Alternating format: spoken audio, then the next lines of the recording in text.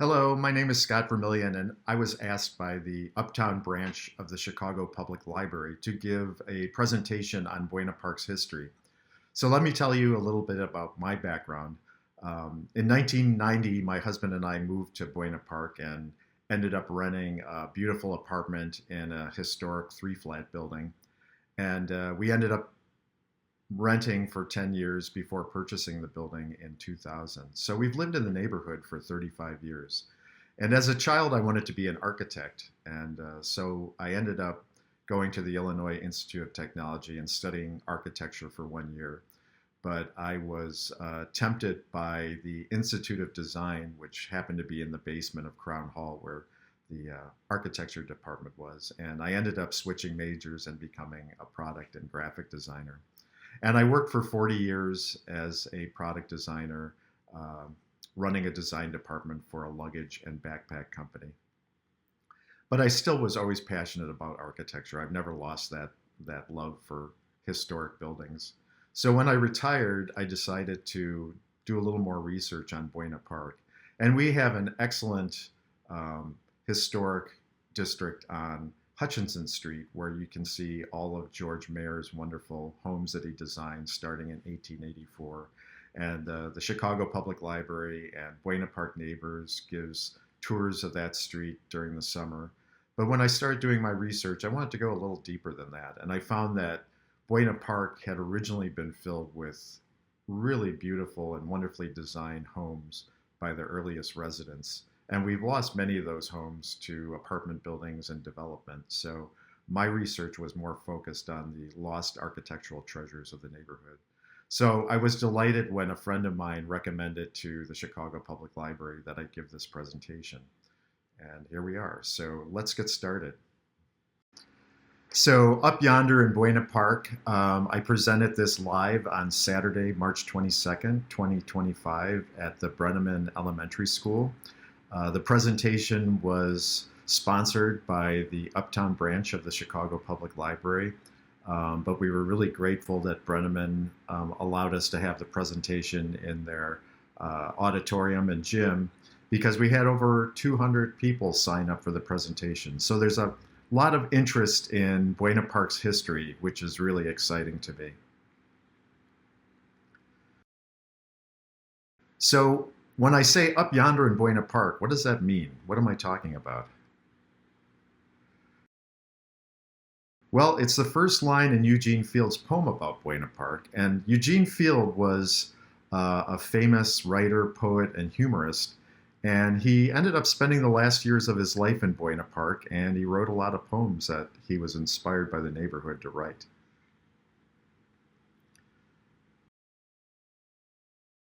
But what did Eugene Fields mean when he said up yonder? What exactly does that mean? Well, let's talk about Buena Park a little bit. So Buena Park is 356 acres, bordered by Montrose Avenue, Irving Park Road, Lake Michigan, and the east wall of Graceland Cemetery. And it's about 6 miles north of downtown Chicago.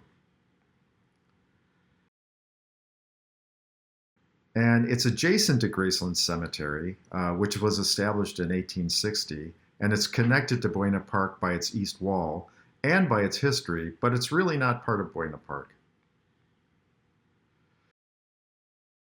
So Buena Park was originally a hamlet that started in Lakeview Township. Lakeview Township and Buena Park did not get annexed into the city until 1889.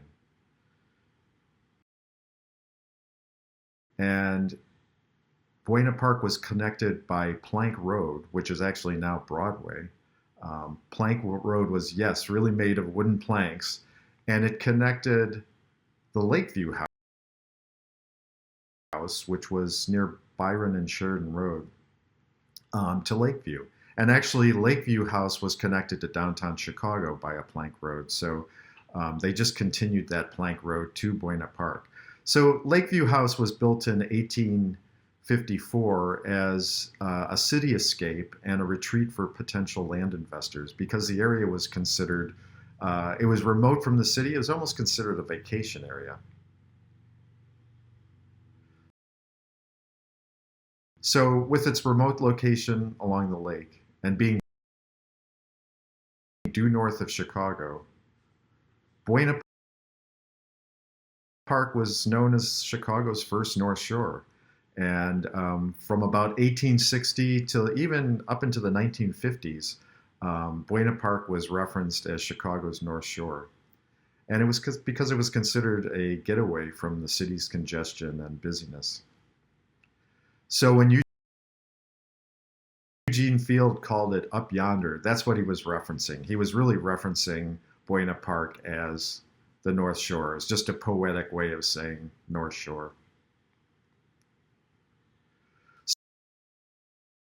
So when I go through this presentation, you're going to see a lot of unusual street names. I've used maps from the 1880s through 1905, so you'll see a lot of street names that may not be familiar. But through the years, as Chicago annexed towns and hamlets and other properties into the city, they inherited a lot of names that overlap. So through the years, many of the street names in Buena Park have changed. So you'll see names like Hutchinson Street, which was originally called Kennesaw Terrace. Broadway was originally called Evanston Avenue and at first called Plank Road. There are streets like Fair Oaks that were eliminated with development and Robbins Terrace.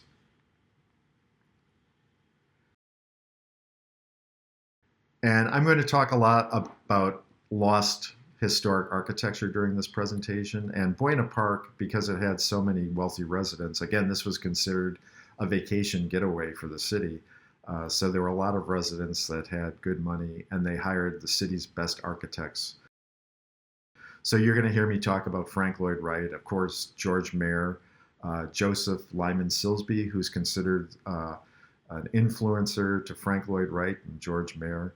Rudolph Schindler designed in the neighborhood, Stanley Tigerman, Bertram Goldberg, William LaBerengeni, who's known for inventing the skyscraper. Many important architects worked in this neighborhood. So this presentation is really about just honoring our lost architectural treasures. And nothing is really lost as long as we remember it. And that's the purpose of why I'm presenting these architectural treasures today. So to get our footing in the neighborhood, let's talk about Buena Park's founders and developers, the earliest founders and developers. So Samuel Kerfoot and his wife Annie, they purchased property in the Buena Park area in 1853.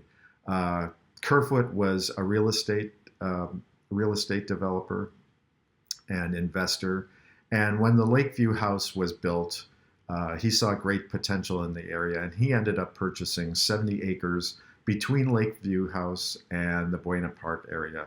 So 10 of those acres spilled over Graceland, which is now Irving Park Road. And so he owned 10 acres in the Buena Park area. And he ended up building a summer house called Dawn, and he really created a park-like setting on those 10 acres because his real purpose for owning the property was to sell it to investors. So, and we'll talk a little bit more about Samuel Kerfoot later during the presentation. James Waller Sr. and his family ended up purchasing property in the area in 1858. James Waller had moved to Chicago with his four brothers to get away from the impending Civil War. And he was the only one of his four brothers who ended up settling in Buena Park. He really thought the Buena Park area, which was heavily wooded at that time, reminded him of his Kentucky home that he left.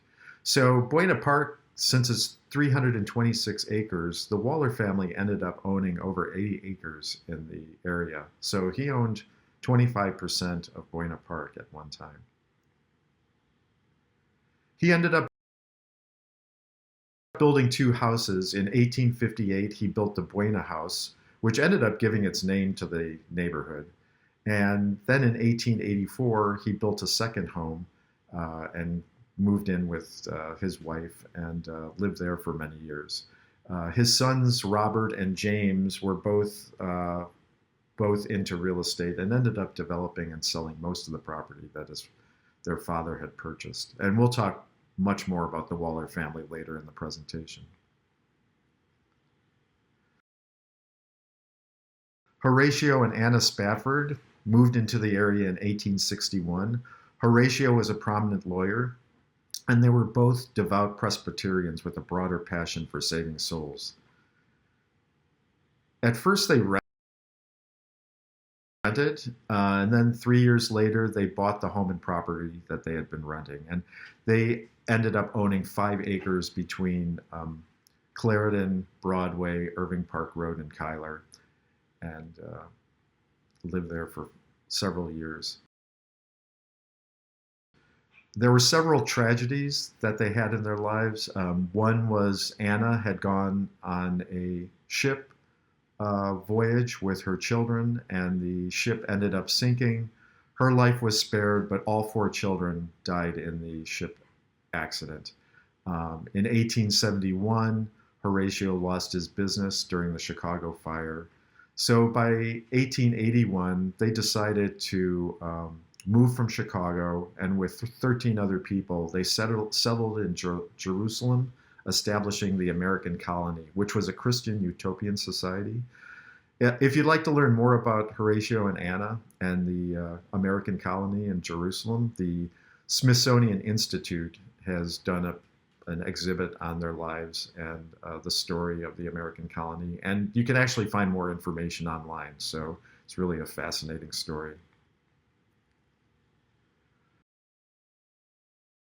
Shubael Childs and his wife Eliza moved to Chicago in 1837 from New York. Childs was known as Chicago's first wood engraver, and he ended up starting a business called S.C. Childs, which was in business for over 100 years. They owned a home at 15 Crescent Place, which is now Belle Plaine, and it was the only home on that block until 1900. And it was a rather modest house compared to some of the other houses in the neighborhood, but it is interesting because it was one of the first houses in the area. Major Daniel Goodwin moved into the neighborhood in 1871, and he purchased 6 acres near Bittersweet in Clarendon. There's not much known about Daniel Goodwin. I did find some information that he had aided in evacuations during the Chicago fire, but he's mostly known for having built a beautiful 3-story Gothic home that cost a reported $40,000, which was a significant sum in 1871. He ended up selling the home, and the house was destroyed by fire in 1891. Another major landholder in Buena Park was the Marine Hospital, which the government purchased 10 acres between Lake Michigan and Clarendon. Alfred Mullett was the U.S. supervising architect at the time, and he designed the hospital. And the Marine Hospital was had nothing to do with the Marines. It was actually a hospital for people that worked in the boating industry. So the hospital was started in 1871, completed in 1873. It was built in the Second Empire architectural style, and we'll talk more about the hospital a little later in the presentation. Aushand and Martha Simmons moved into the area in 1880. Simmons was a prominent architect and landscape architect, and they purchased 4.5 acres on Sulcer Road, which is now Montrose, and their property was just east of Hazel. And they ended up building fairly modest, but a really beautiful house. Their property was really known for its beautiful landscaping, and I'll talk more about Simmons a little later in the presentation. Colonel Burr and Net Robbins purchased property in 1880. Robbins owned the 3rd largest circus in the United States, and when they purchased their 6 acres between Halstead and the lake, which is now Clarendon, this was going to be the place that they retired. They ended up building a wooden house on Clarendon. The house wouldn't be built till 1882. It was a property with a private road. He ended up building 2 other houses on the property. And we'll talk about more about the Robbins family a little later.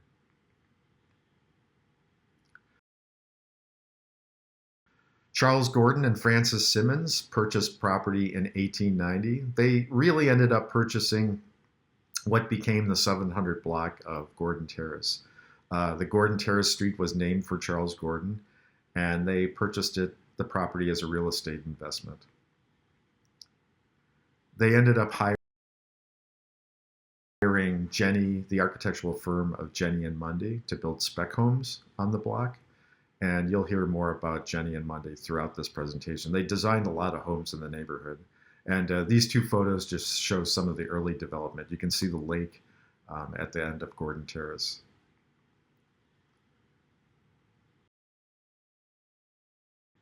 And here's a few more homes. Francis Simmons lived on the Gordon Terrace block, and his home was designed by Jenny and Mundy also.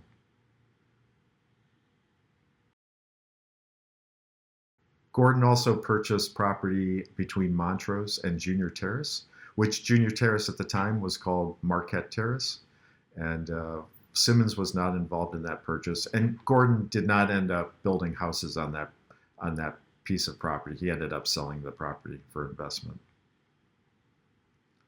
Another early developer was John Scales and his wife Margaret. Scales was a commission merchant and a real estate investor, and he purchased many lots on Kennesaw and Hazel. He actually named Kennesaw Terrace. It was named for a Civil War battle that he fought in the Kennesaw Mountain area. And interestingly enough, when he named Kennesaw Terrace, he left out one of the ends from the Kennesaw Mountains.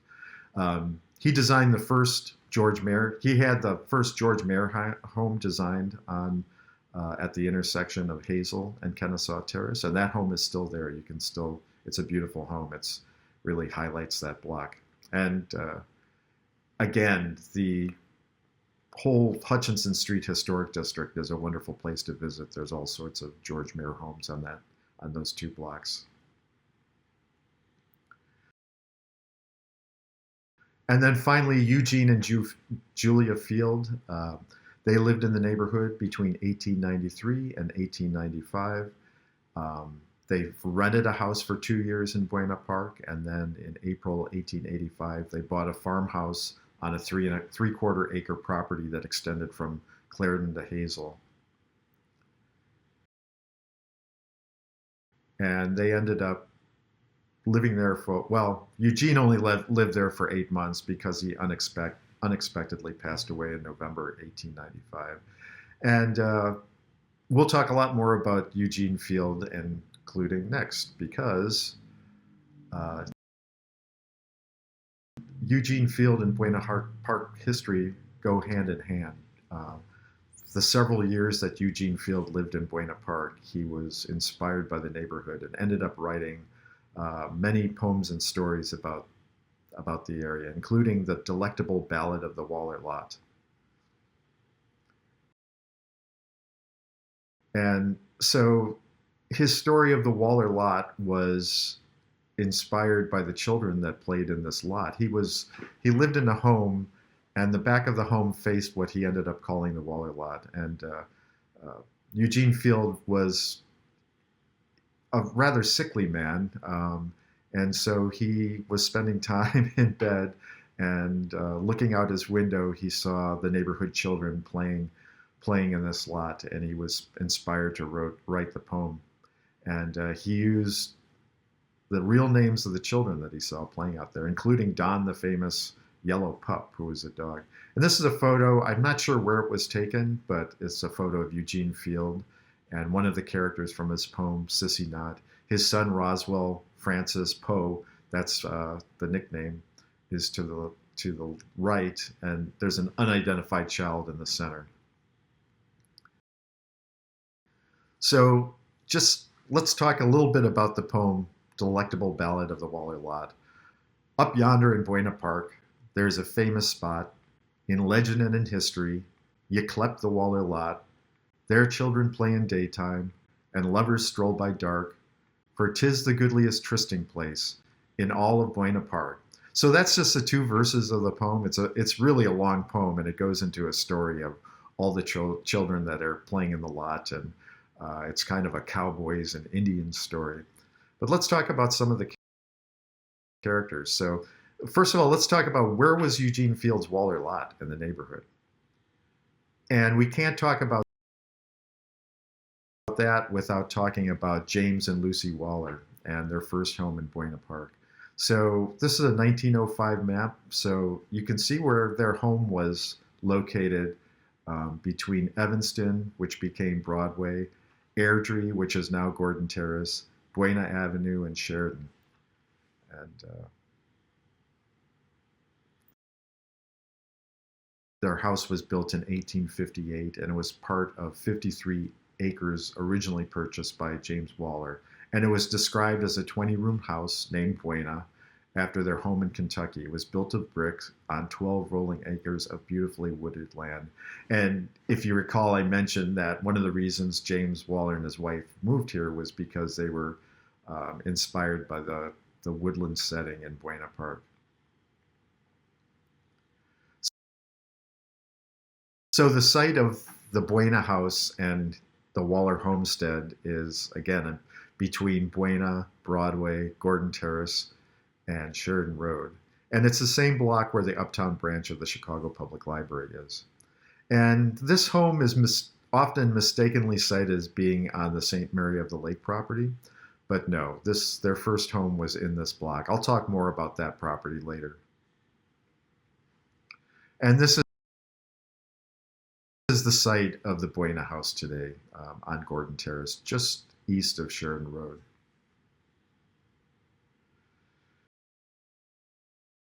But there's been confusion about the Waller homestead even from the beginning. In 1902, after Lucy Waller's death, there was an article printed in the Inter-Ocean newspaper talking about the possibility of making the Waller homestead part of Buena Park. It was this beautifully wooded block property that people used as a park. But the newspaper even mistakenly noted that this homestead area was Eugene Field's Waller Lot, but it wasn't. Let's talk about this. And so the idea to turn the Waller homestead onto a park failed, and the house ended up being demolished in 1913. And this is a photo of the house just before it got demolished. And you can see all the beautiful trees and everything on the property. So in 1893, when Eugene and Julia moved into the neighborhood, they ended up renting a house on East Evanston Avenue. The house was owned by James B. Waller Jr. I mentioned that Robert and James Jr. were both into real estate, and James ended up developing a lot of homes in the neighborhood. And so the Fields lived at 1033 Evanston Avenue, which is now Broadway, just north of Buena. And their house was a connected house to the house on the far left, and their house was just second one in from the left. By 1922, all these houses had been demolished and replaced with another building. This is the site of the first Fields Buena Park home today, which is the parking lot at 4226 North Broadway. So, as I mentioned, Fields' home overlooked what he called the Waller Lot.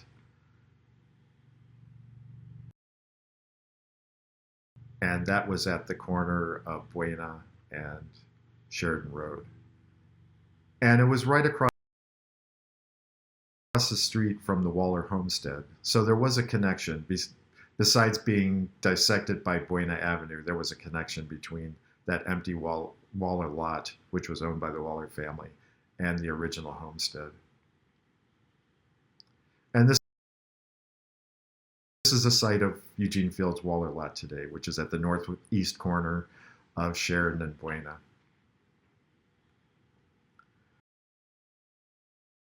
So let's talk about some of the characters in the poem.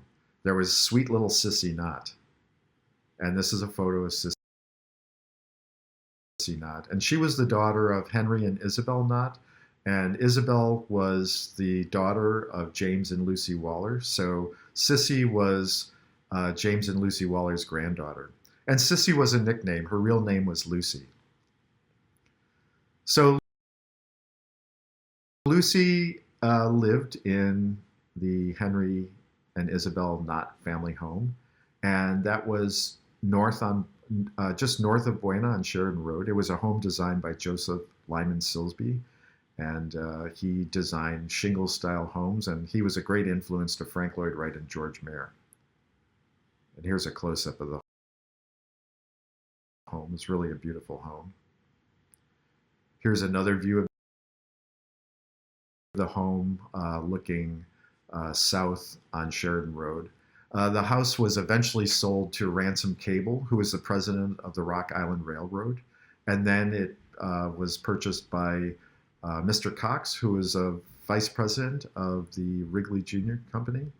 The property was eventually purchased by St. Mary of the Lake, and the house was demolished by 1930. And another character in the poem is Robbie James. And here's little Robbie James. He looks like a devilish little boy in his sailor suit. But Robbie James was likely the son of Robert and Lena Waller. Again, he was James and Lucy Waller's grandson. His real name was Robert Alexander Waller. And there's this photo, Eugene Field wrote on the back that this child was a Waller lot cowboy of rare promise. And I don't have a photo of the home that the Wallers ended up living in. There was a reference. Robert Waller ended up dying unexpectedly in 1899, and his obituary said that he lived at 1865 Sheridan Road, which is now 4502. There is a rendering of his house that was done by Jenny and Mundy. It says it was designed for a location in Buena Park, but I'm not sure where that was because the Waller's house was noted to be at Sunnyside and Sheridan Road, which is now the location. This is just east of the Target. Before 1899, Robert Waller was listed as living at Buena and Sheridan, which was his parents' house. So that was his address for many years also. So Robbie James lived in his grandparents' house at one time. So let's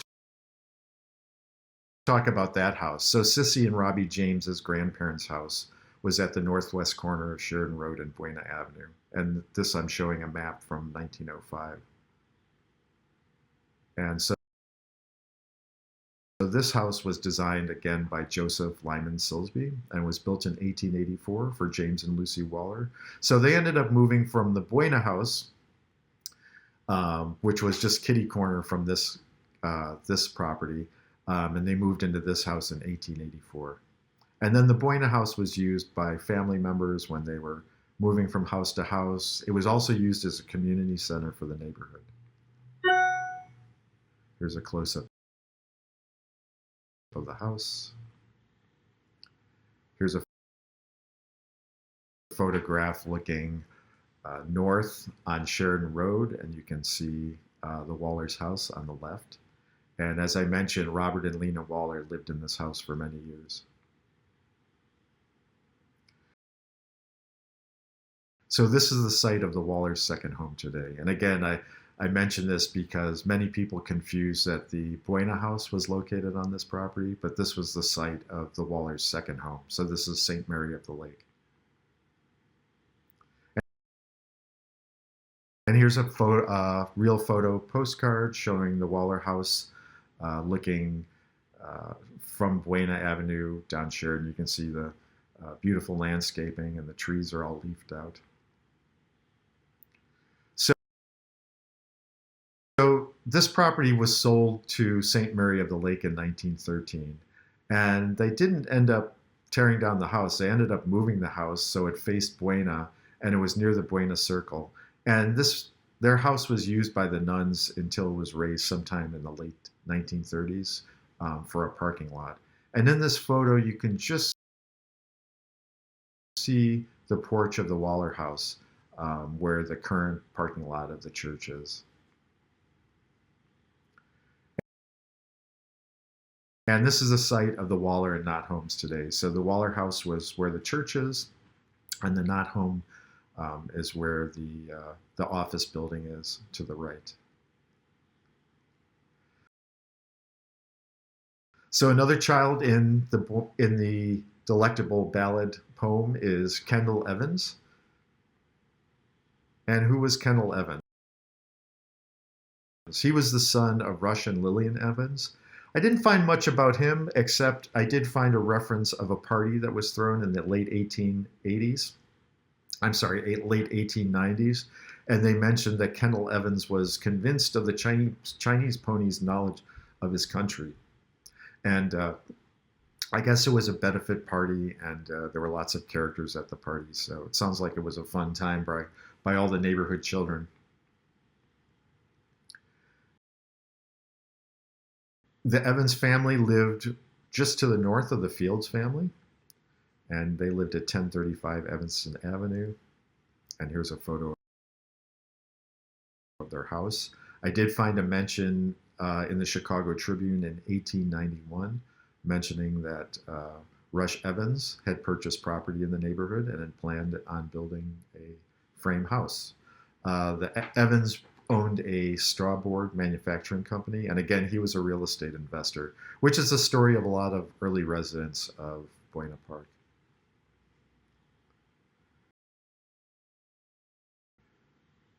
Willie and his brother Kent were two other characters in Field's ballad, and Willie and Kent were the sons of William and Margaret Clow. They lived just south of the Fields home, and they owned Don, the famous yellow pup, in the Waller lot poem. I do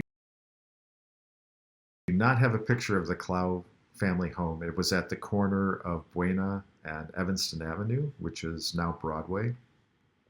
But I did know that the Clow family owned a plumbing and valve company business, which is still in business. They were rather wealthy. They ended up moving to Lake Forest, including Willie, who became William. He ended up just having two homes designed by David Adler, a very famous architect, Chicago area architect. One house was designed and built in 1913, and another Art Deco house was designed and built in 1927. And both those houses are still there. So these are just photos of Willie Clow's homes. And this is the site of the Clow home today. So it's at the northwest corner of Buena and Broadway. So the Clows sold their 17-room house in 1912 to a Clow company executive, and he lived into the house until 1920, when he sold the property to a developer.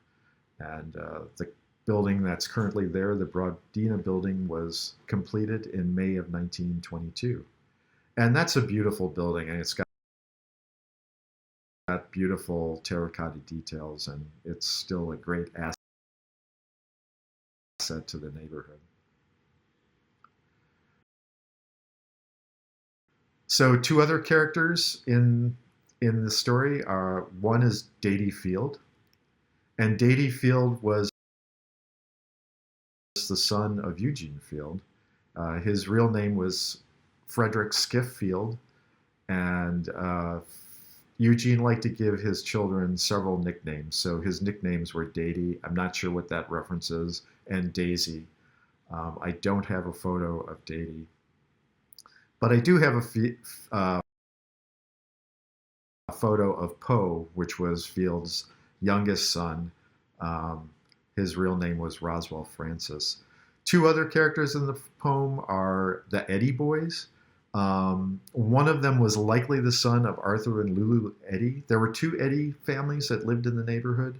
Arthur and Lulu had one son, Jerome Orell Eddy.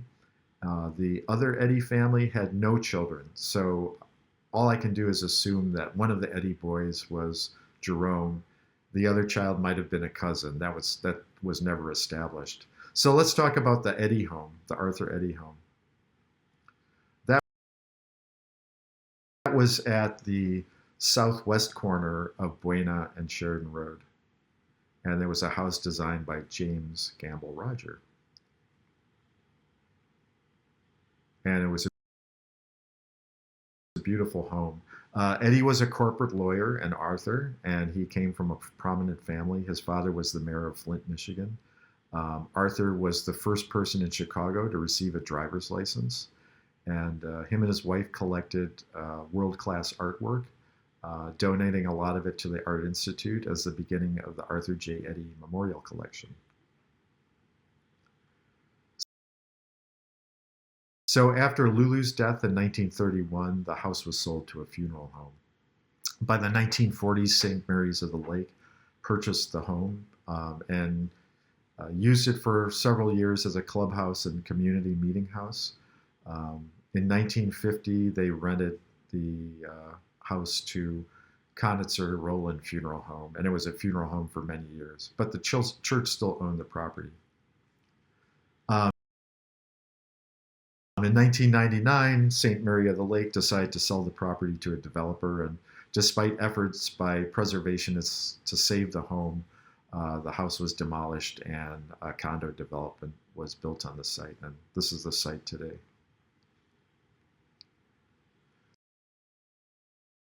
So let's talk a little about Eugene Field. He was called the poet of childhood, and ironically, he didn't like that nickname. He really didn't like other children. He only liked his own children, but he still became a very prominent poem writer, and he was known for his humorous essays. He originally had worked in Kansas and then in Denver, and in 1883 he was invited to Chicago to write the humorous column Sharps and Flats for the Chicago Daily News. And that's a photo of Eugene with his feet up on his desk at the Chicago Daily News. They first lived in a rented house on Diversey Parkway, and then they ended up moving several months later to Buena Park. And so in addition to the delectable ballad of the Waller Lot, Eugene wrote many other children's poems. Little Boy Blue, he wrote Winkin', Blinkin' and Nod, which became a Disney cartoon. He wrote a poem called The Duel, which is better known as The Gingham Dog and the Calico Cat. And he wrote over a dozen volumes of poetry. When he passed away unexpectedly in 1885, it was a great loss to the world of poetry and humorous writing, and he was very well respected. There were dozens of schools named after Eugene Field. There's a Chicago park named after him. In 1922, a group of children in Chicago had fundraisers and ended up building a memorial to Field at the Lincoln Park Zoo. It's affectionately called Dream Lady. It's really a beautiful exhibit. It's right outside the birdhouse at Lincoln Park Zoo. And there's a Field House Museum in St. Louis. So after renting on Broadway and Buena for several years, Eugene and Julia decided to buy a rundown farmhouse on a property that was between Clarendon and Hazel. And this is the house. It was considered a fixer-upper. And sadly, and they ended up purchasing the property because they had never owned a home. And Eugene had a huge collection of books, and he wanted a library, and they were passionate gardeners. So this was a perfect property for them. And he was so excited to have this property, he was inspired by a poem called The Sabine Farm that was about an estate gifted to the Roman poet Horace by his friend Maecenas. And Eugene wrote a long poem about his Sabine farm, and these are several verses. At last I have a Sabine farm, abloom with shrubs and flowers. Within my cottage is a room where I would fain be merry. Come one and all unto that hall where you'll be welcome very. And that's a poem you should check out. Sadly, Eugene passed away 8 months after moving into his Sabine farm. And his wife, Julia, lived there for several years, but she was originally from Wisconsin and decided to move back there. So first she divided the property. She ended up selling off 2 lots on the Hazel end of the property. And those are the 2 homes that were built in 1909, which are still there. She ended up renting the house and the rest of the property. Unfortunately, in 1925, there was a fire. The house was damaged by fire. And you can see in this photo that the roof is damaged. And she ended up deciding to sell the property. And here's a photo of the property with a for sale sign.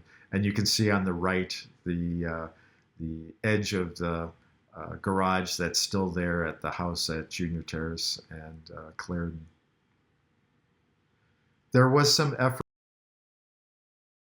to try to save the house as a memorial to Eugene Field, but again, she ended up putting it up for sale. Here's a photo on the left showing, I think this is during the fire, and you can see firemen on the roof. The house ended up selling to a developer, and that fell through. But by 1927, another developer purchased the property, and the Moraine Apartments were built. And it's an advertisement from October 1927, advertising the Moraine Apartments. By 1982, the Moraine Apartments had seen better days. And you can see part of it's boarded up with a for rent sign. But somebody purchased the property and restored the apartments and turned it into a condo building. And it's a really beautiful building. It's got beautiful terracotta details, and it's in wonderful condition. And because of the depth of the lot that it was on, this building has a really long and grand lobby. And if you ever look through the windows of, or through the doors of the building, you'll see this beautiful lobby. So let's talk a little bit more about Samuel and Annie Kerfoot. As I mentioned, they purchased 70 acres between Lakeview House and Buena Park, with 10 acres north of Graceland Avenue, which is now Irving Park Road. So this was their property. Kerfoot was a real estate investor, so he really turned his property into a park-like setting, and he invited land investors to the property. So it was considered a semi-public park for his land investors, but he landscaped the property with lavish gardens and winding paths and water features, and it even had a beach. And he built a home, a summer home that he called Dawn. Annie and Samuel lived in downtown Chicago. Their estate in Buena Park was known as the first specimen of artistic landscape gardening in this section of the country. And it was Chicago's first real beach. And here's a close-up of the property. You can see Graceland Avenue, which is Irving Park Road to the left, and then the horizontal street would be Clarendon. And this is a photo from a 1903 Paddington apartment brochure.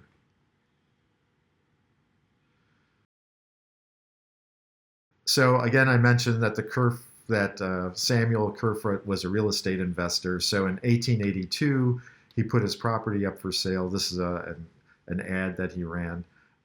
And Luther and Ella Mills ended up purchasing the Kerfoot home and part of the property in 1882.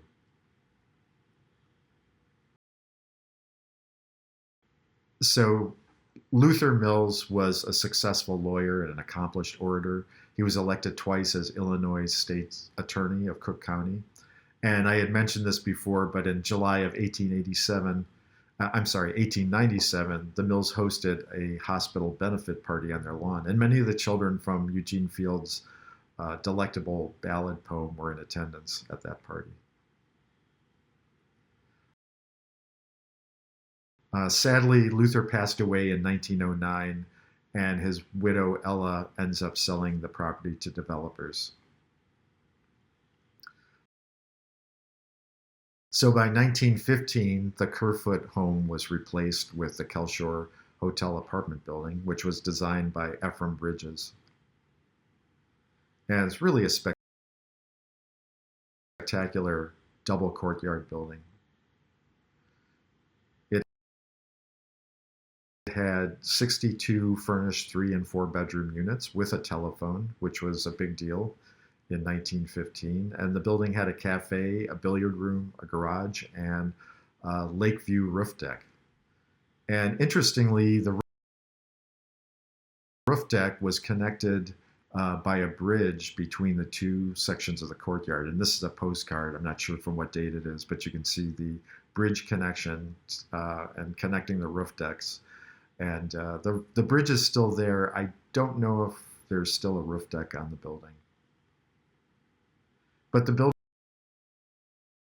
is still up. It's an apartment building. It's in beautiful condition. It's got beautiful terracotta details.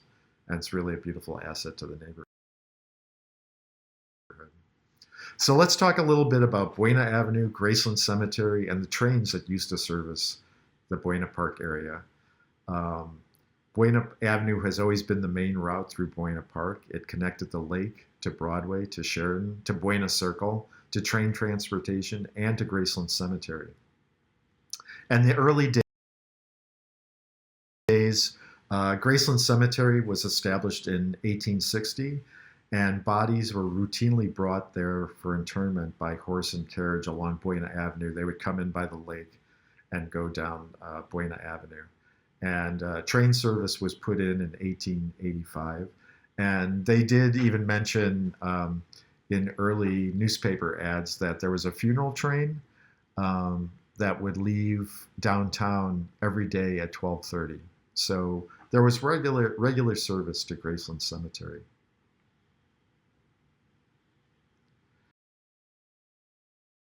And Buena Circle has always been an important part of the area. The circle was owned by the Waller family. At one point, the family considered selling it to developers, but they ended up deeding it to the city. James Waller Sr. originally opposed the development of Graceland Cemetery, and he actually fought its development but lost. But when the railroad was put in, he changed his mind because the railroad ended up making Buena Park even more successful and desirable, and that aided his work as a real estate investor. So this is a postcard, a real photo postcard looking at Buena, from the Buena Circle down Kenmore. And even though the postcard says it's looking east, this is actually really looking south. But you can get a good idea of what Buena Circle looked like in around 1905, 1908. This is the view today, which looks very similar. But the two buildings on the corner have been replaced. But they were replaced with buildings that kind of duplicate what were there originally. This is another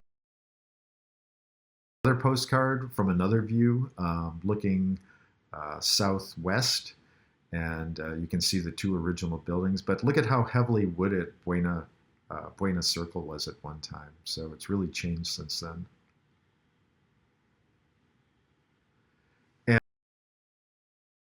And I mentioned that the railroad put in service in 1885, and there were two stations built, one on the Graceland side of the tracks and the other on the east side of the tracks, and they were both designed by Eugene Simmons, um, and they were for the Chicago, Milwaukee, and St. Paul Railroad.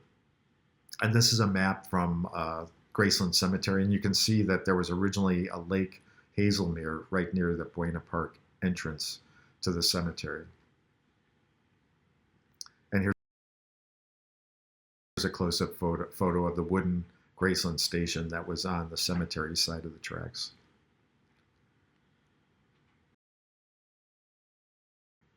And here's a view. So there was an entrance to Graceland Cemetery on the east side, and this is a photo looking into that entrance, and you can see the wooden train station on the left.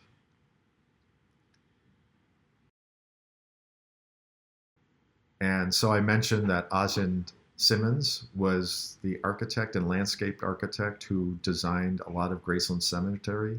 He was originally hired by William LeBaron Jenney, who was given the task of designing Graceland Cemetery, and he put Simmons on the project. Simmons ended up leaving Jenney's firm and ended up working full-time at Graceland Cemetery. And this is a view looking in from the cemetery. They're looking across Lake Hazelmere, and you can see the train station and office just to the left of center. And it was really a beautiful setting. When train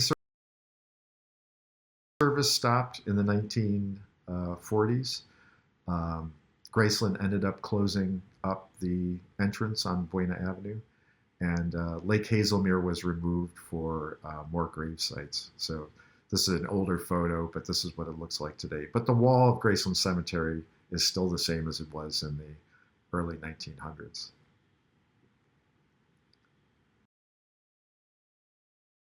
So in 1900, the Northwestern Elevated train station opens, and they built the train station right over the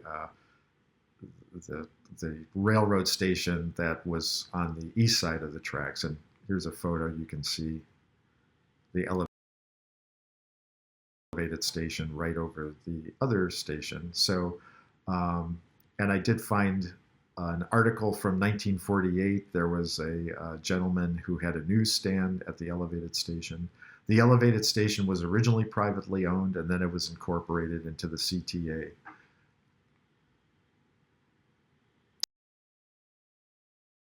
Here's a photo from the 1940s. So by 1917, the railroad stopped regular passenger service to Graceland, but the tracks continued to be used for freight. In 1949, the CTA discontinued stops to the elevated station, but again, the CTA continued to use the tracks for freight. And you can see by the 1940s, the Graceland station was kind of in need of repair, but it was still used for storage and as an office. And what they called Buena Yard continued to be used until 1973. This is a photo from 1967, and you can see the Graceland Cemetery wall on the left, and you can see the freight car and the railroad lines. So this site remained, when they closed the freight service in 1973, this site remained abandoned until Mayor Daley announced the creation of a park with funding from public and private effort. The site is named Challenger Park in memory of the space shuttle disaster. And this is what's left of the elevated station today. There's these pieces that extend beyond the track area, and that's actually what was used to hold up the original elevated station.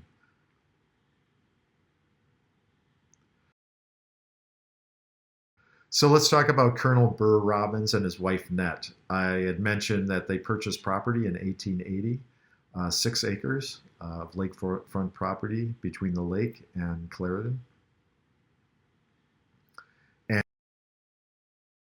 And Burr Robbins was the owner of the 3rd largest circus in the United States, and he was originally from Wisconsin. After retiring from his circus and moving to Buena Park, he ended up With his experience printing, having circus posters and billboards printed, he ended up purchasing several printing companies.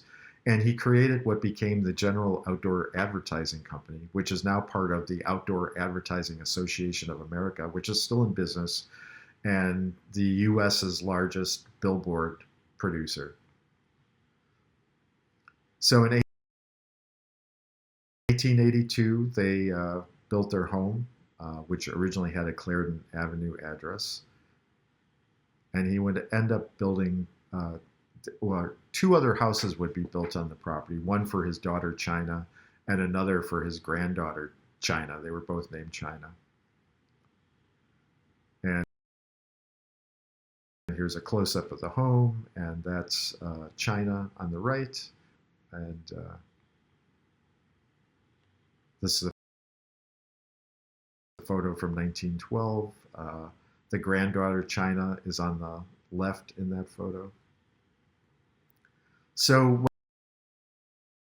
when the city decided to extend the outer drive and fill in the lake, the Robbins family filed an injunction to try to stop that expansion. And since they were a billboard company, they erected a billboard on their property saying, they had filed an injunction. Well, the injunction failed, but it's interesting that they would have put up this billboard to fight this development. So by 1928, the lake had been filled in and the outer drive had been extended. And you can see a close-up view. This is an aerial view from 1928 showing the Robbins property and the drive extension. And here's a close-up view. There was a private road going through the property called Robbins Terrace. And the property was reported to have Chicago's last natural sand dune. And I mentioned there were 3 houses on the property. So it's a little difficult to see, but within the circle you can see 3 houses. By 1959, the family decided to sell the property to a developer, Albert Robin, no relation to the Robbins family, spelt with 1 B. But then in February 1960, the Robbins proposed a 27-story building development on the property. But a week later, the Chicago School Board announced that they wanted to build a school on the property. So there was a little bit of a fight over this property. And there ended up being a compromise. Part of the property ended up taken over by the Chicago School Board. And in September 1960, they announced plans to build Joseph Brenneman Elementary School. So Robin had to change his plan, and he ended up having 2 towers built, Imperial Towers, which were designed in Far East splendor by the architectural firm Solomon and Cordwell. And the photo on the left is from a brochure from Imperial Towers showing an overview.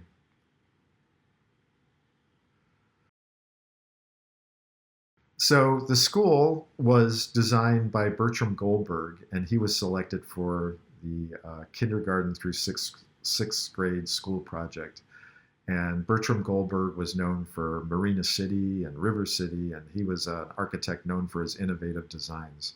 And he proposed a school made up of 24 individual classrooms made out of sprayed reinforced concrete.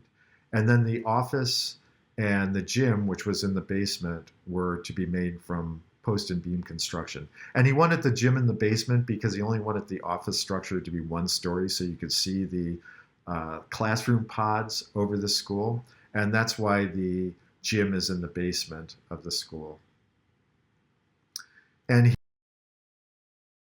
here's a couple photos during construction. You can see they used rebar to create the classroom pods, and they would put metal mesh over the rebar, and then they would spray concrete over that structure.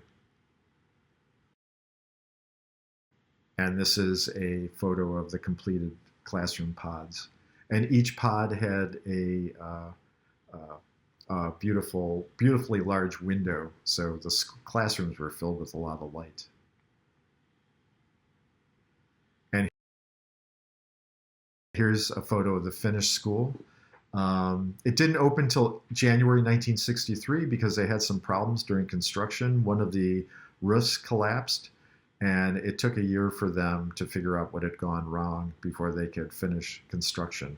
And even though the building passed engineering tests, Chicago's harsh winters really wreaked havoc on those individual classroom pods, and the sprayed concrete cracked, the roofs leaked, and it would continue to be an ongoing problem. And finally, in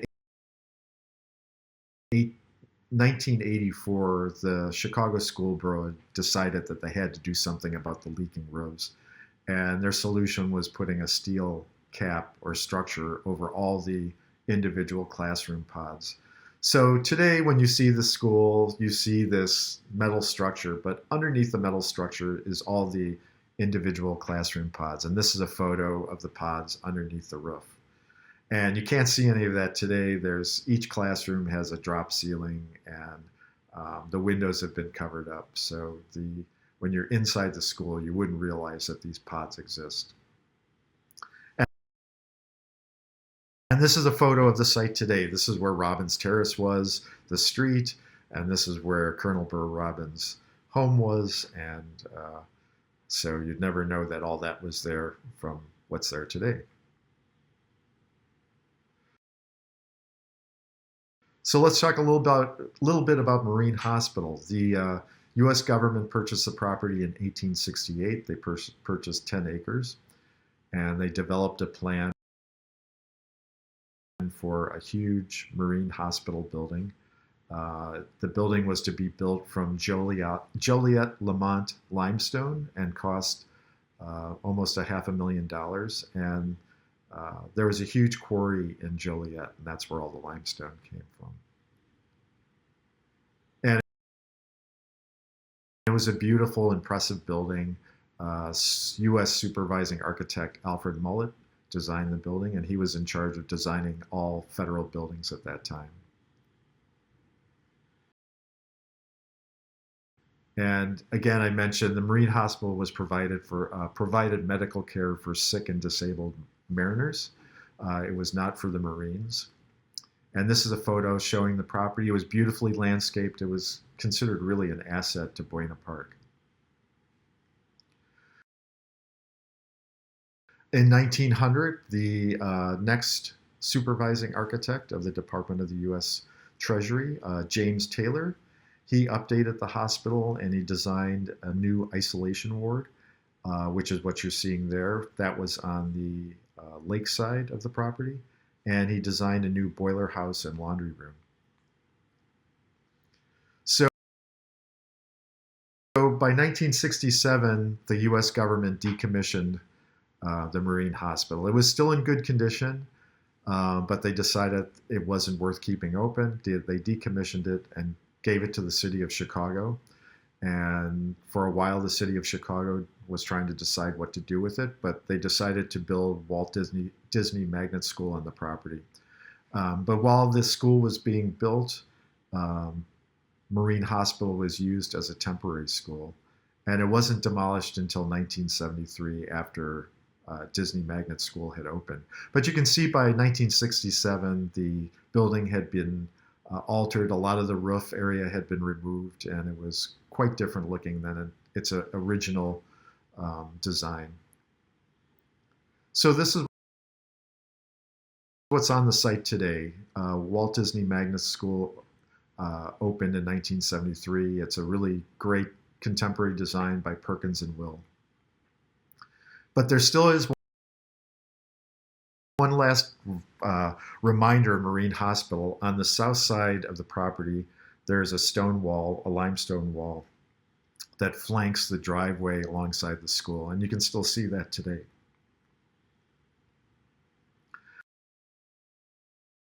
So let's talk about the Greenlee twins. They were the original Buena Park twins.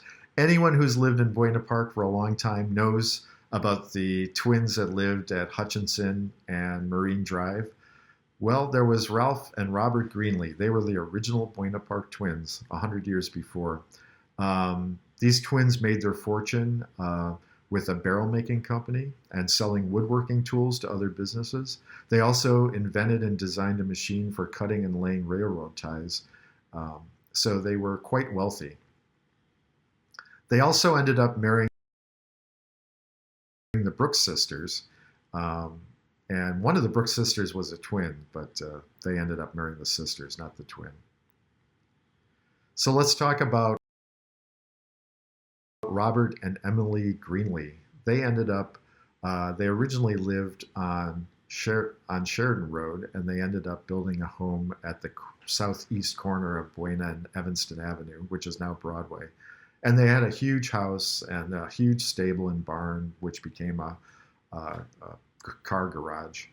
And it was 4.5 acres, a little over 4 acres. And this is a photo. I'm not sure of the date of the house, but it was really a beautiful house, probably designed by Jenny and Mundy. In this photo, you can see James Waller's Buena House Tower on the far right. And this is a photo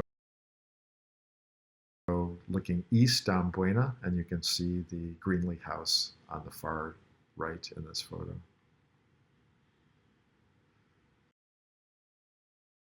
So after Robert Greenlee's death, his son, Robert Greenlee Jr., lived in the house until 1923.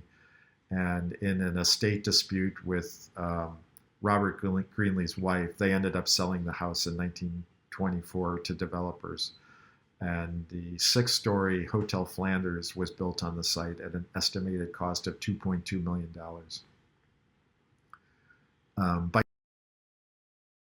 1929, the hotel had changed hands and it became the Buena Park Hotel, which was in business until 1966 when all the furnishings were sold and it was announced that the 390-room hotel was going to be converted into 183 apartments. And that's what's there today, what became Times Square Apartments. The building's almost exactly the same, except all the details from the roof have been removed. And it's still a great building. It's got beautiful terracotta details. The photo in the center, a lot of buildings, commercial buildings, used to have light bulbs that would, before street lights were really strongly lighting the street, the light bulbs on the building would help light the sidewalks and added a little bit of a flourish to a building. And let's talk about the other twin, Ralph and his wife Elizabeth Greenlee. They ended up buying part of the Kerfoot property. And this is a map from 1905. You can see the Paddington apartments were already built. And Kerfoot's original house is on the left, and the Greenlee's house is on the right. So the Greenlee house was designed by Jenny and Mundy, architects, and it was a huge, beautiful house right on the lake. This is a photo from the 1903 Paddington apartment brochure, and you can see the Greenlee house had its own pier. And with a close-up view, you can see the Marine Hospital to the left, and you can see where the location of the Paddington apartment was going to be, right next to the Greenlee house. And we're lucky to have some interior photos of the house.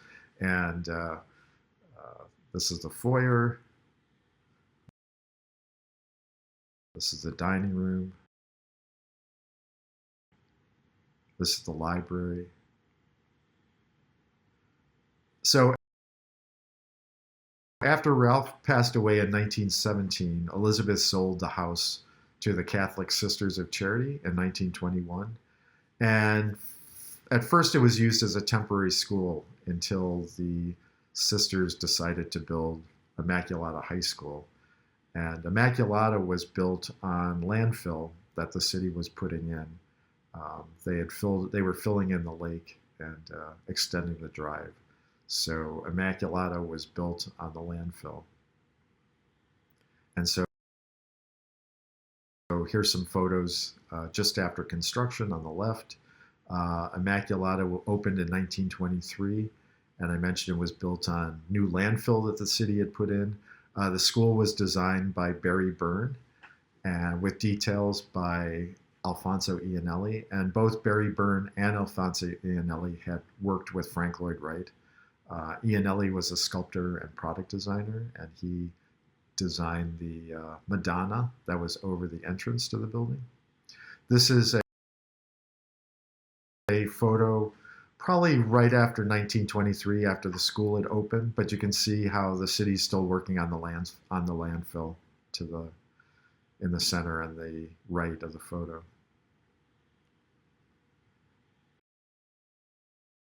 And this is a photo from 1937. You can see the Greenlee House was between the Paddington and Immaculata High School.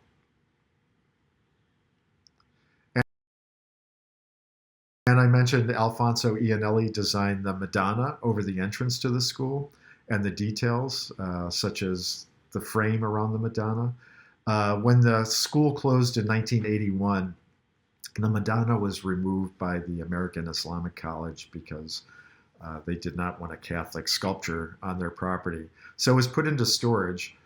Several years ago, it was taken out of storage, and the sculpture was moved to the Iannelli Heritage Site, the Calo Foundation, located in Park Ridge, and that's a photo on the right. So you can see that sculpture now. It's a really great museum. They're open 2 Saturdays a month in Park Ridge, and it's well worth a visit.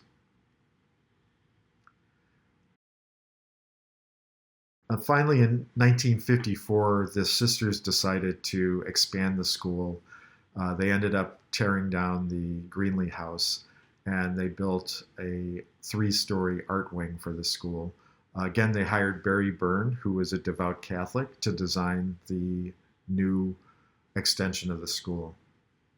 And this is the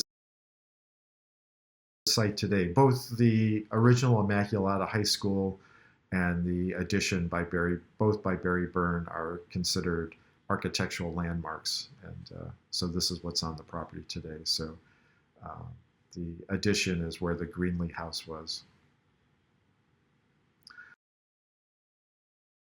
Another fantastic house in the neighborhood was the Joseph and Heller Husser House, designed by Frank Lloyd Wright. It was on the 700 block of Buena, on the north side of the street. Helen came from a very wealthy family who lived in Evanston. They owned a lumber business. And so the home was built in her name with an estimated cost of $18,000. And at the time, it was built in 1899. It was the only house on that side of the block of Buena, and it was positioned to have a full view of Lake Michigan. And this house was considered a radical turning point for Frank Lloyd Wright. It was designed with polygonal architectural volumes that emanated from multiple directions out of a central core, and it was really a large and impressive house. Here's a view looking from the property just to the west of the house, and you can see the lake on the right. So the house was planned for really great views of the lake. These are plans that Frank Lloyd Wright had submitted to an architectural magazine of the house. And here's a floor plan. So the house was 3 stories. What they called the basement was really the working level of the house and the first floor. And the second level was the living area, and the third level was the bedrooms. But this is a floor plan of the second level of the house. And here's a view of the house from the looking west. So this was the lake side of the house. And you can see in the photo that the open porch on the left is closed up. So this is a winter shot. So they would close up the porch during the winter. And the house had amazing details. This was the last house commissioned by Frank Lloyd Wright to use Louis Sullivan-inspired ornamentation.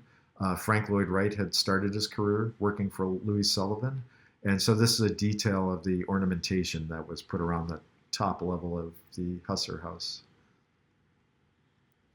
Here's a couple views of the entrance and the carriageway. An interior view. This is looking from the hallway that comes from the stairway that takes you to the second floor. And then this is looking into the dining room. This is a few other details of the dining room. And the house had lots of built-in cabinets and furniture and light fixtures. And there's a detail on the right of one of the wonderful light fixtures. And this is a recently found rendering of the fireplace. And there's no color photo, of course, of the fireplace. The mosaic on the left is the mosaic that was used in the Husser house. That's before it was installed in the house. But a few years later, Wright designed the Darwin Martin house in Buffalo, New York. And he used the same company, Orlando Giannini, to design that mosaic and fireplace too. So we're lucky enough that that house still exists. So the photo on the right shows what the house would look, what the mosaic would look like in color. And so by 1913, apartments had obscured the house's lake view, and the Hussers ended up selling the home to another person. By 1924, the property was sold to developers and the house was demolished. And this is a photo of the dining room set in the house, which is the only thing to survive. So the dining room suite ended up going to a used furniture store, and it was purchased by a family who kept it for 50 years before putting it up for auction. And that dining room set has exchanged hands many times. It was originally purchased by the president of Domino's Pizza, but today it's now in the Huntington Museum in California. And the Frank Lloyd Wright Building Conservancy has done a video of what the house would have looked like. And it's really a great video to check out. I'll just show a portion of it. But this is just an exterior view. They actually, in the video, take you throughout the entire house. But this gives you an idea what this house would have looked like in 1899, when it was the only house on that side of Buena. And just a magnificent large house, probably one of the largest houses in Buena Park.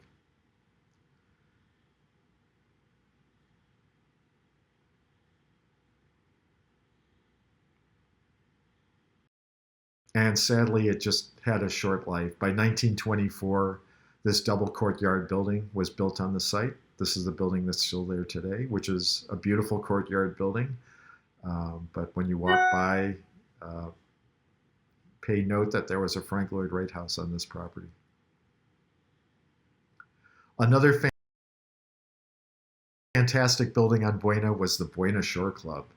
And it was built in 1918 on the northeast corner of Buena and Lake Michigan. And keep in mind that Lake Michigan came right up to Marine Drive during that time. This building was designed by architect Rudolf Schindler. That's a picture of him.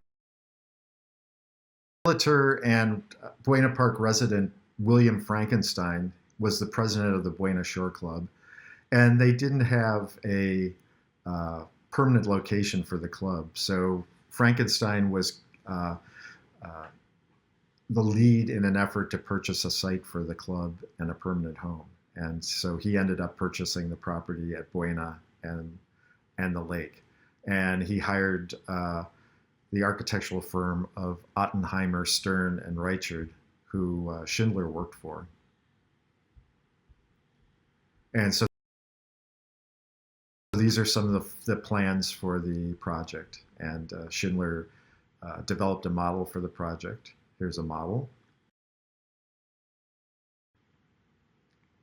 And here's some construction photos during the project. This is looking west during construction. And you can see the apartment buildings that had already obscured the view of the Husser house.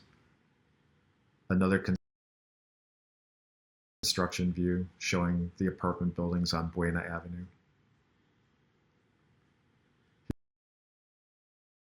Here's a couple of other photos. This is the entrance on Buena Avenue on the left, and the photo on the right is the lakeside part of the property, and there was a huge garden and yard before you got to the lake. Some interior views. On the left, the lakeside windows and seats. There was a huge dance hall. And Schindler would go on after this project to work for Frank Lloyd Wright's office for a few years, managing the office. Frank Lloyd Wright had gone to Europe. But by 1922, after that was over, Schindler moved to California, and he designed this Hollywood Kings Row house, which is considered one of the first modern houses in the United States. This house is still there, and it's just a beautiful house. So Schindler became a very well-respected modernist architect. And this is what's on the site today of the Buena Shore Club. This is 4200 Marine Drive, which was built in 1952. So after 1926, after Chicago filled in the lake, they ended up selling the Buena Shore Club property. It wasn't on the lake anymore, so it wasn't really a shore club. And they sold it to a developer. That development ended up falling through, and the property didn't get developed until 1952. So this is what's on the site today. Another house on Buena was William and Emma Bryson's home, which was at 169 Buena Avenue. That's the old address. And it was across the street from the Frank Lloyd Wright house.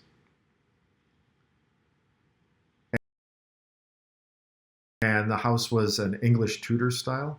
Bryson was a civil engineer and came to Chicago to work on several civil engineering projects. He ended up becoming appointed by the James B. Clough and Son Company, and he worked for the Drake Hotel for a while. His house was built in 1891 and was designed by Jenny and Mundy, so it actually predated the Frank Lloyd Wright house by 9 years. Here's a close-up of the house. And in 1897, he ended up putting an addition on. He didn't hire Jenny and Mundy, not sure why, but he ended up hiring Solon Spencer Beeman, who was noted for designing the town of Pullman and the Fine Arts Building on Michigan Avenue. And there you can see the coach house of the property on the right. Here's a postcard from 1908 showing the view looking from the lakeside of the house. And the postcard, whoever wrote the postcard noted that within a 2-block area there were all sorts of beautiful homes just like this in the neighborhood. So by 1937, the coach house was converted into a separate property. The original part of the house was sold a couple of times and was used as a boarding house, but the coach house became a separate property, and that coach house is still there. So the site of the Bryson home today is the wall of the Gordon Terrace apartment building. The Bryson home was raised sometime in the 1950s, and the lot between Buena and Gordon sat empty from the early 1950s until 1966. And I've read many stories where people remember playing in that vacant lot, but Gordon Terrace apartment building ended up developing that entire property, and that's what's there today.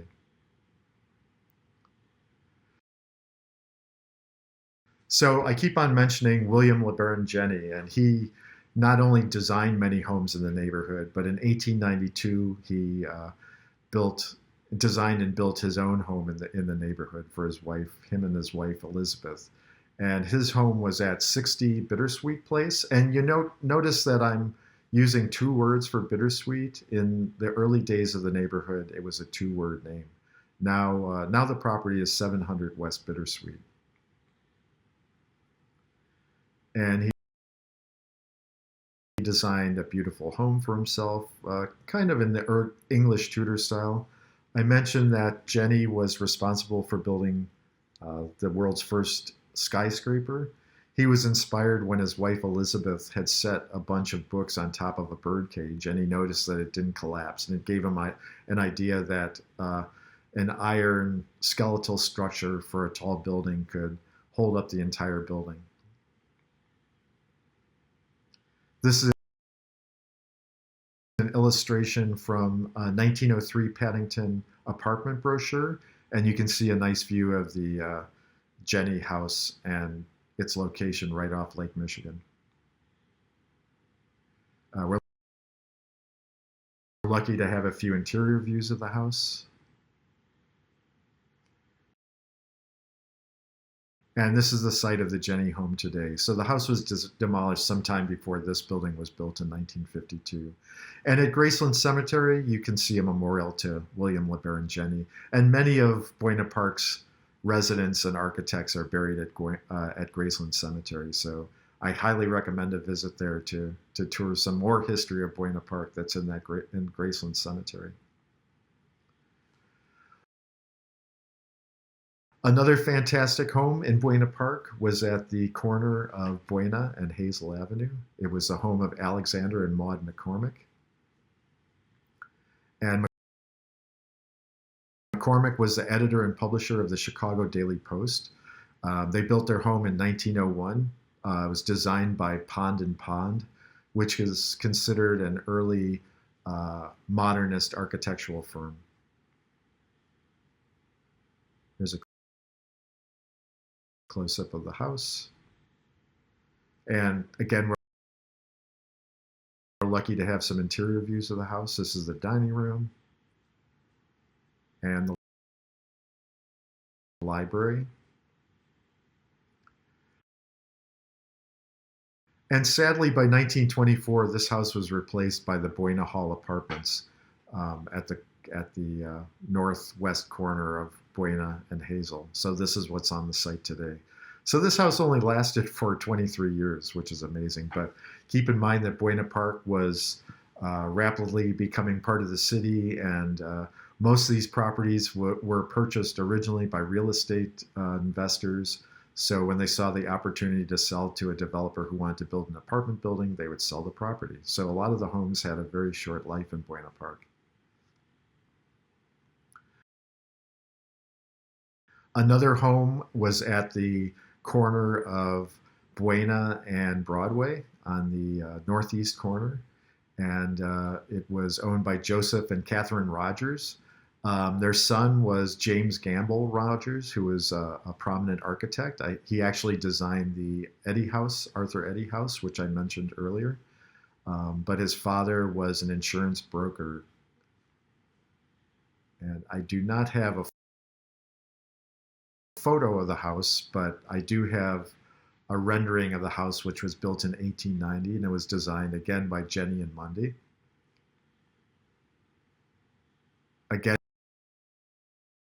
because the rapid changes in Buena Park, the house was eventually sold in 1917 to Miss Spade's School for Girls, and that illustration on the right is when Miss Spade's school was on Michigan Avenue, and she sold her Michigan Avenue property and purchased the house at Buena and Broadway.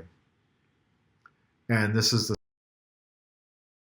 site of the Rogers home today. So the house was there until 1972 when Scotland Yard purchased the property for their parking lot.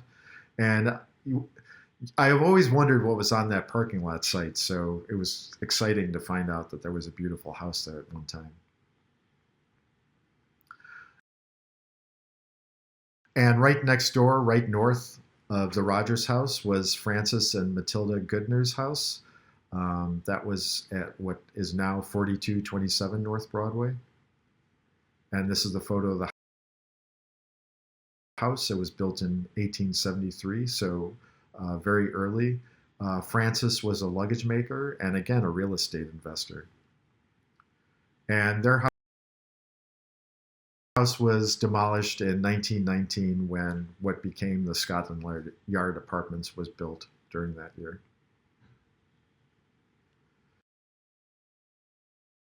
So I'm going to talk about a couple of development areas. The first one is the southeast corner of Montrose and Sheridan. And I'm calling that area out because there were so many changes that happened within that block through the years. And it's really interesting to see all the changes through the years. So I've talked about Ossian and Martha Simmons quite often. Again, Ossian was a landscape and architect. And in 1880, they purchased 4.5 acres at Hazel and Sulcer, which ended up becoming Montrose. By 1920, he had divided the property into lots, and he put in a street called Fair Oaks, not shown on this map, but it was behind the 3 lots in the center. And by 1920, he had sold all of his property. So um, you might know Simmons Drive, which is named for Simmons. That goes through Lincoln Park around Montrose Harbor. And the Simmons property was known for its beautiful plants and considered a neighborhood showplace. And when the Simmons ended up selling the property, there were several articles in newspapers talking about what a great loss it will be to have that property gone.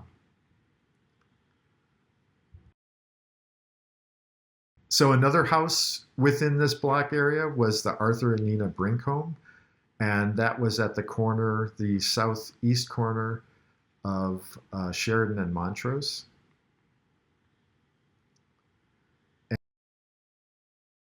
And Arthur Brink was the son of Perry Brink, who was the founder of the Brinks Armored Truck Company. And they had a beautiful house that was built in the early 1880s, designed by Halliburton and Roche.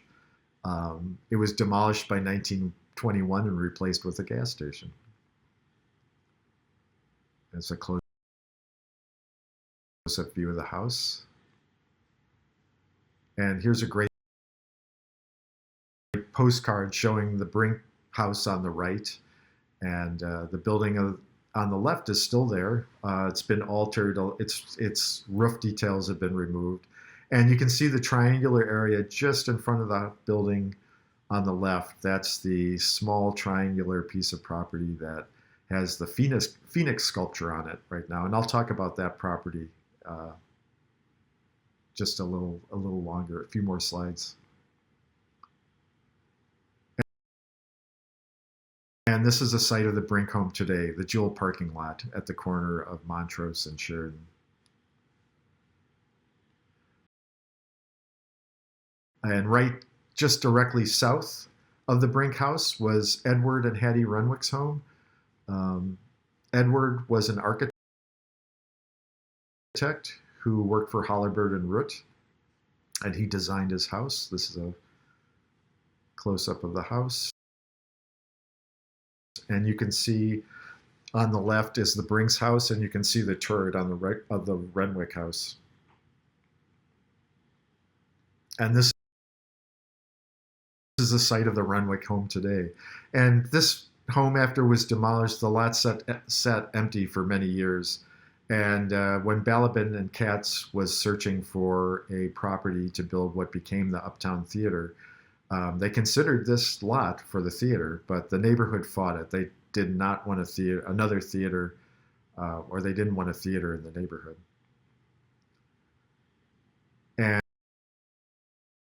And to the south of the Renwick house, there was one vacant lot, but then south of there was the Charles and Frida Spohr home. And this is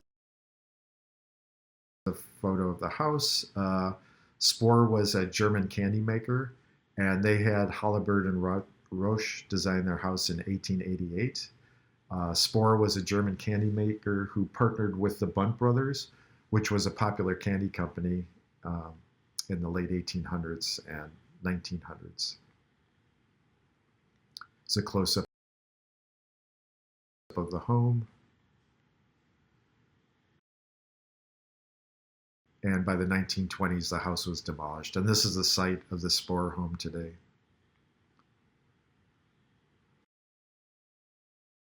And then just one more house to the south was Franz and Ida Hobbit's home. I don't have a photo of the house. I have a passport photo of Ida. Franz owned a confectionery and baking supply company. And this is the site of the Habich home today, which is now the Salvation Army Family Store. And the Salvation Army store was originally a Jewel food store, which ended up moving into Pensacola Place when that development was built.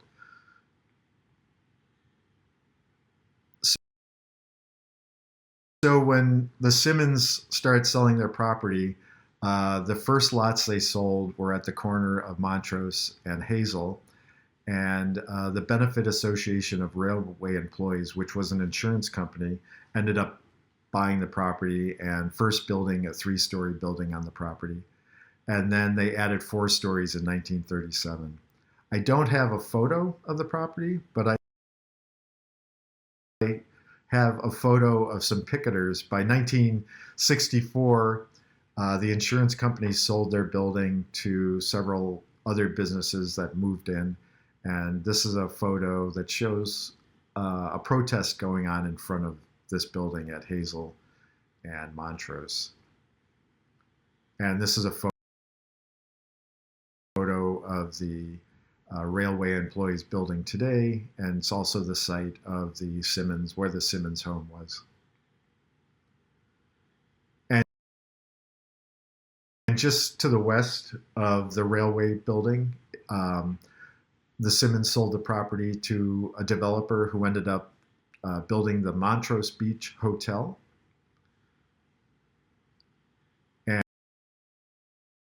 And this was a 4-story hotel building built in 1929 and designed by Fox and Fox in the Art Deco style. And here's a close-up of the building from the 1950s. And you can see the neon sign above the building.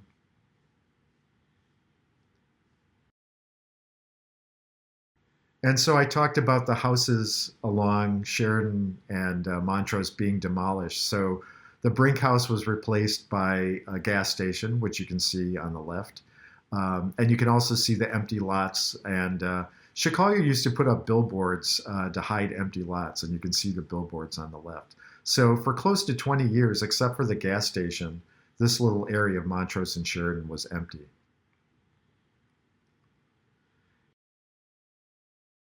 Until 1941, when a shopping and entertainment center was designed and built by a real estate developer and architect, Benjamin Leo Steiff. And this is what was built on that corner site. So it was a really interesting Art Moderne building. It had an A&P grocery store, it had a bowling alley, it had a nightclub. Here's a close-up of the bowling alley sign, and this was all designed by Steiff. Here's an advertisement of the Bolium and the Helsing's Voodoo Lounge, and these are interior shots of the bowling alley, which was really beautiful. And that matchbook cover is something from my collection.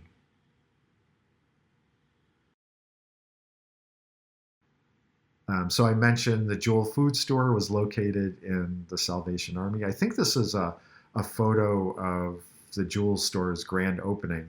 But you can see by the early 1950s, when that shopping center was built, the gas station had moved to the south of the shopping center. So this shows the view just south of that shopping center.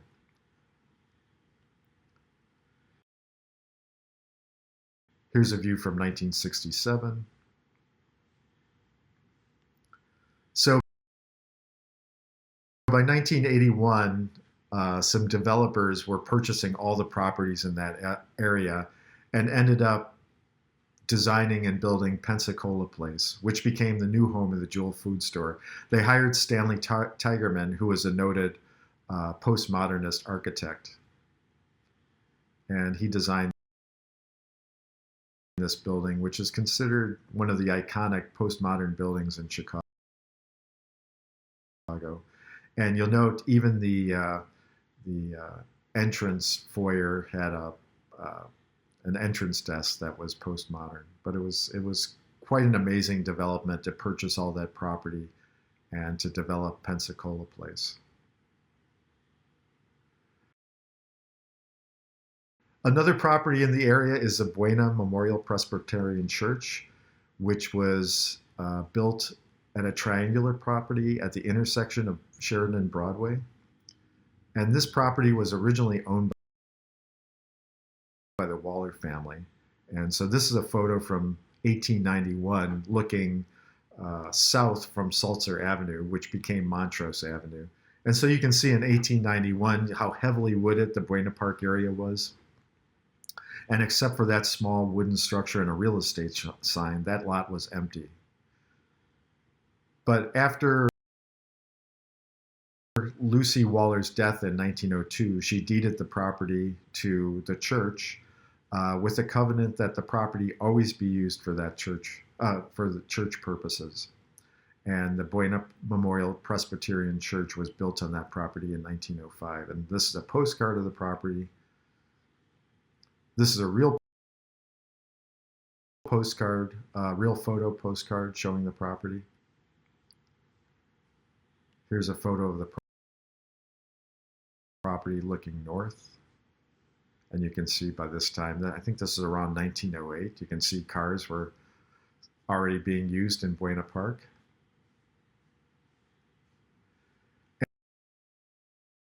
And the church became so popular, it was really the hub of the community. By 1915, the church announced a parish house was going to be built.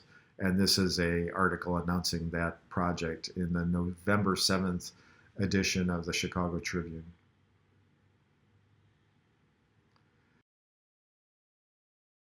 And by 1922, it was announced that a new church was going to be built. So the article on the left is talking about the last service in the old church, and the article on the right shows the cornerstone being laid of the new $300,000 church.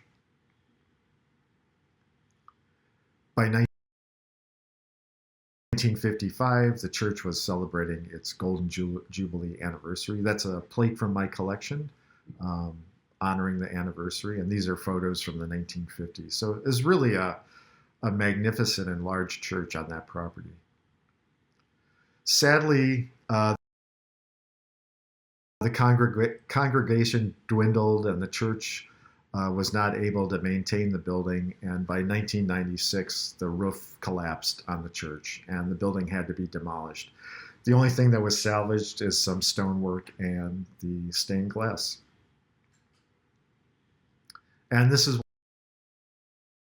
what's on the property today. So somehow the developer of this property, and I don't know the story behind it, but somehow the developer was able to bypass Mrs. Waller's original property covenant saying that a church always had to be on that property. But today there's a condo development on that triangular lot.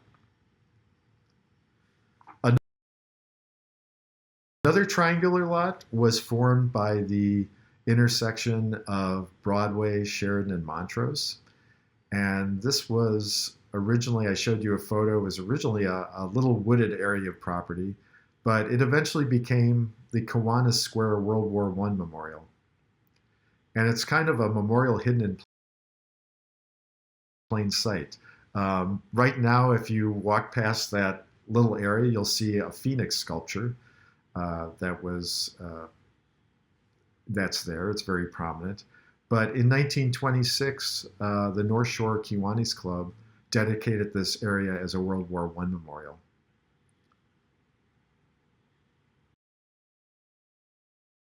And in 1926, they held a ceremony, a flag-raising ceremony. They installed a flagpole on the site. And you can tell this was a huge celebration with many people in attendance. and the space was dedicated as Kiwani Square. And by 1929, they installed a memorial to World War I veterans. And this is a photo on the left of that ceremony, unveiling it. And in the top right, you can see a photo from 1957 with a sign calling out the area as Kiwani Square. A sign saying you're leaving the uptown central area. But if you go over to that site today, you'll still see the rock. It's sunken in the area it's in, but that rock is still there, kind of buried in the plants. Unfortunately, somebody stole the bronze plaque, but the memorial rock is still there. And I'll go through one more development area. These are the changes that happened at 4038 through 4048 North Sheridan Road. And it's a story of a mansion, a theater, and senior housing. And you'll see right there, it's kind of in the middle of the block between Buena and Irving Park Road.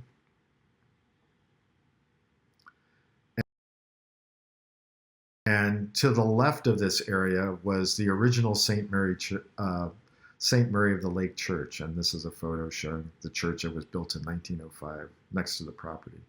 And the reason I mention that, because the original owner of the house that was at that property, the house was built in 1895, and it was owned for 10 years by a Charles McDonald. And in 1905, he sold that house to a Frank Kelly, who ended up buying a donkey named Bunny, who was was known for braying loudly during church services. And in 1907, there was an article in the Inner Ocean and the Tribune about this donkey that would bray and wreak havoc in the neighborhood, creating so much noise. There was also a Polly the parrot to the north of the church that would also make noise. So between the donkey and the parrot, there was lots of racket. And so there's an article, several articles to be found about that story.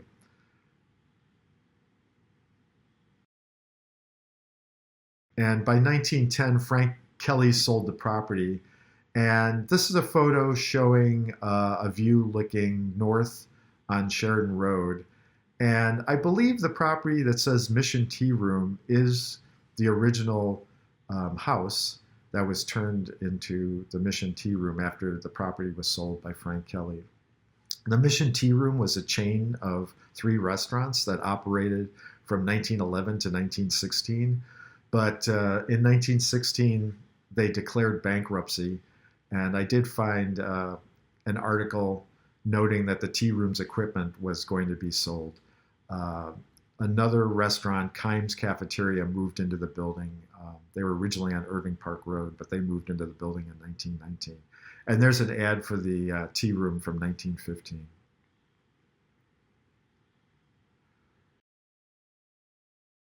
So by 1927, the Sheridan Theater was built on the site of the house and the Mission Tea Room, and it was designed by John Pridmore, who designed many theaters in Chicago, including the Northtown and Rogers Park. And here's some photos of this wonderful theater. Really a magnificent theater.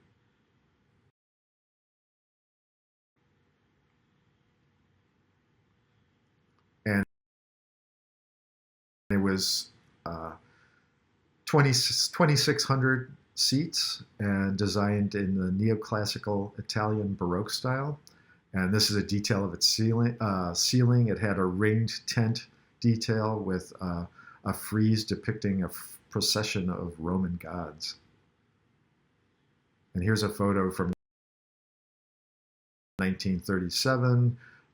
There's a matchbook from the theater. I can't imagine anyone smoking in a theater today, but back then they did. And this is a wonderful photo because it shows the building on the right side that's been demolished. That's a vacant lot now with Thoric Hospital owns that property.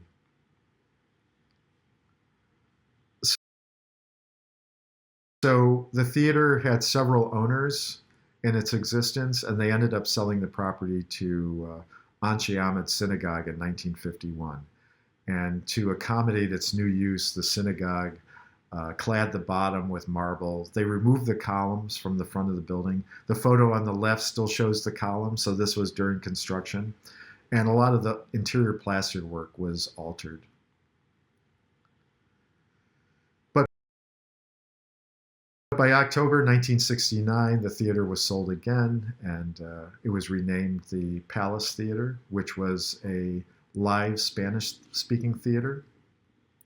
And in July 1984, the theater reopened as the Palacio Theater, where they showed budget-priced Spanish-language movies. And here you can see on the left the theater with the columns removed and the marble cladding on the bottom. So it had changed considerably since becoming a synagogue and then the Palacio.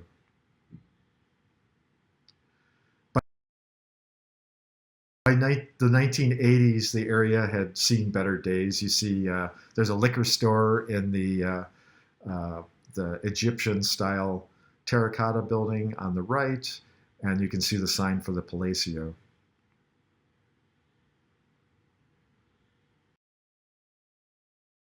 So by 1991, the theater was put up for sale and described as a prime development project.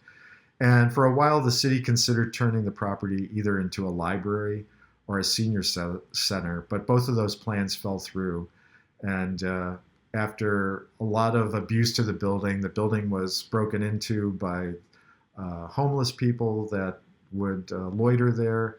And there were several arson fires. And in the summer of 1994, the city decided to spend $350,000 to have the building razed. I lived in the neighborhood at the time, and I was sad to see the building being torn down, but I felt lucky to be there to document it as it was torn down. So I literally spent the whole summer taking photos of that building and going through it as it was being demolished. So these are all my photos of the demolition. And you can see the front of the building has been torn down. You can see all the wonderful plaster details. That's the terracotta frieze on the top front of the building on the bottom left. Here's some interior shots. You can see the front of the building's been torn down, so the light's pouring into the theater area. More interior shots. And I was able to go through the entire building. You know, most theaters of this era have a suspended ceiling, so there's actually a catwalk around that suspended ceiling. So I was up there, and I was in the backstage area and dressing rooms, and it was really an exciting experience. And I ended up retrieving many souvenirs. This is one piece of terracotta that I retrieved, and I retrieved several pieces of plaster work. And I remember as I was taking this terracotta and filling my car up with it, there was some people across the street in a building that was, probably a rooming house, and there was some people yelling, "Thief, thief," as I stole this terracotta. But I wasn't really stealing it, I was saving it because it was just going to go into the trash. And this is the site of the theater today. So in 1999, an activist, Ruth Schreiman, was looking for a property for senior housing. And with the help of alderperson Helen Schiller, she was able to purchase the former Sheridan Theater site for $1 and build an 82-unit senior housing development. So that's what's on the site today.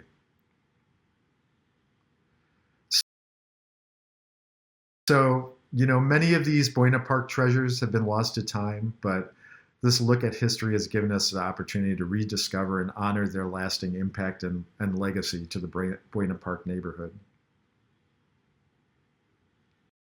So that ends my presentation. I'm really delighted that you were interested enough in Buena Park history to go through the entire presentation. No effort like this ever happens with just one person, and there are many people I'd like to thank for helping me with this presentation. I'd like to thank Mark Kaplan and the Uptown branch of the Chicago Public Library. He was the one who originally invited me to give this presentation. I'd like to thank Brenneman Elementary School and Assistant Principal Daniel. They were very generous in hosting the live version of this presentation. I'd like to thank the Friends of Brenneman who helped set up my live presentation and helped with securing the location at Brenneman for the presentation. I'd also like to thank Buena Park neighbors for their support of Buena Park and its history. I'd also like to thank my husband, Scott Kruger, for his encouragement and patience as I worked on this history. I'd like to thank friend Daniel Lehman for his generosity. He was also somebody who's done a lot of research on Buena Park history, and all his histories are available on Amazon Kindle. If you look up Daniel Lehman and Buena Park history, you'll find his 13 books that he's written on the subject. I'd also like to thank Leroy Blombert from the Edgewater Historical Society. He was very generous in sharing many of his real photo postcards of the Buena Park neighborhood and letting me have them for this presentation.